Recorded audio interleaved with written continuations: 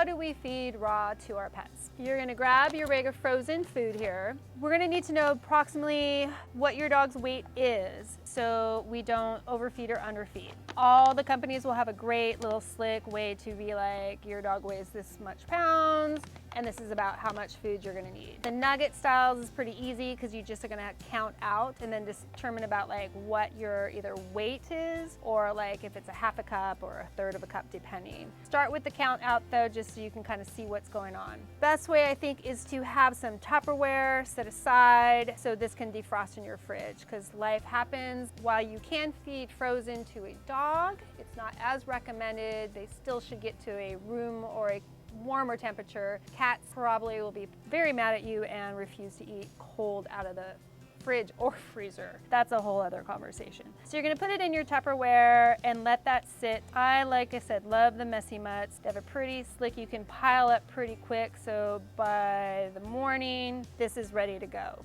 I weigh my food out because I feel a little bit more comfortable in per bowl what's going on. You'll figure it out and we're happy to help in terms of like talking you through different options. Basically, once this comes out of the fridge though, these are all nice defrosted. I prefer to feed on a platter. This has some great ridges and ways for the dog to explore. I love using the little divots as my supplements for varieties of like, whether it's adaptogen mushrooms, you can do goat milk as added toppers, you can spoil your dog in many, many ways and keep them healthy. So ultimately, once this is all frozen and defrosted, put it out. I get the juices out into the nuggets so that way my dog can come in and explore at any angle. I do not put the platter against the wall. I like to put it in the middle of the floor so they can approach at any angle and comfortably feed to reduce anxiety and stress over the eating. And bowls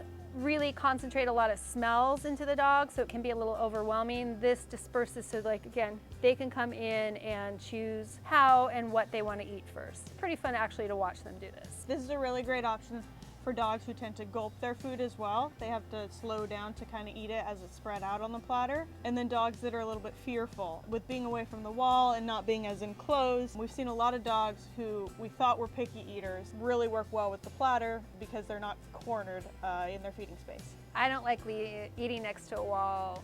Your dog probably doesn't either. These also work great for cats. We don't want to forget them. We do have a smaller Mind Pet platter, but you can certainly use any sort of plate, and we have a variety of actually licky mats that have some interesting grooves and textures to it. So same style, same concept, just different shape, and a lot of different price points. Yeah, and if you're worried about the price of raw, you can also, in this same way and with the platters and everything, you can do this as 80% kibble and 20% raw. You'll still do the same thaw procedure and everything, but you can just put your kibble mixed with your raw on the platter. If you have any questions, please call us or come into the store. We love to talk about this stuff.